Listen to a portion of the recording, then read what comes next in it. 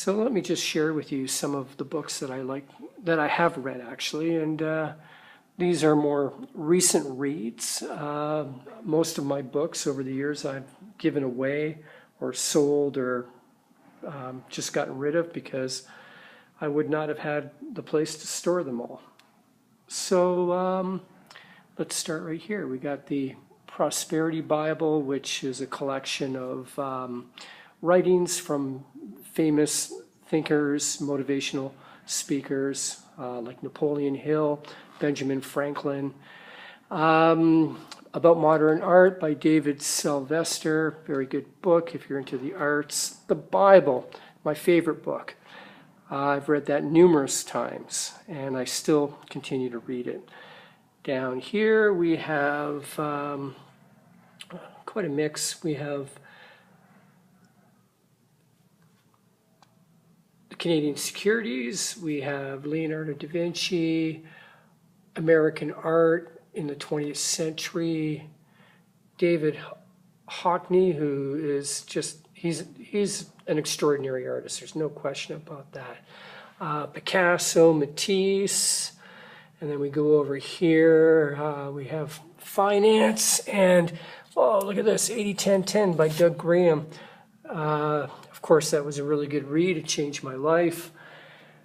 And up here, Stocks for the Long Run, also an excellent read.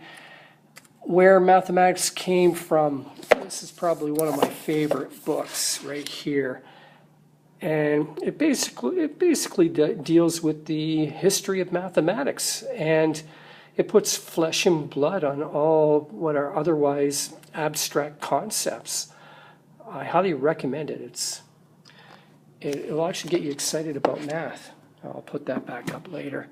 And what do we have here? The Acid Alkaline Balance Diet. Didn't care much for that. Didn't do anything for me. That whole field, I think, is questionable. You know, I know people who are really into trying to keep themselves alkaline, and in some cases they end up worse off than when they started. And it's, you know,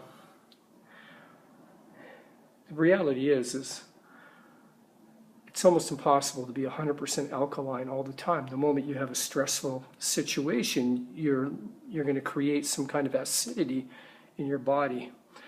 The important thing is eat lots of fruits and vegetables, and that will keep your acidity levels low and keep your body in a healthy alkaline state.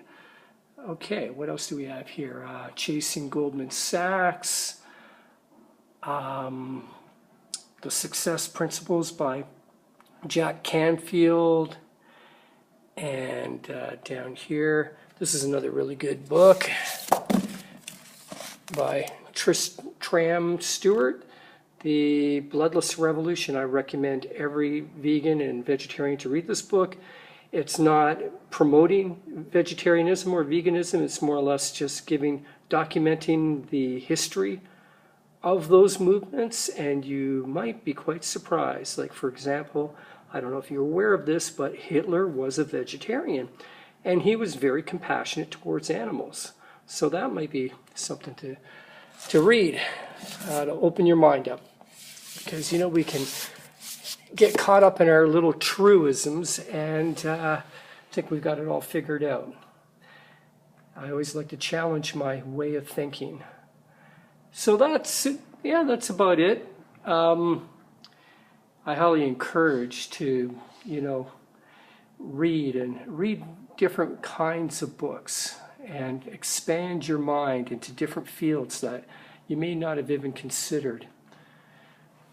There you go.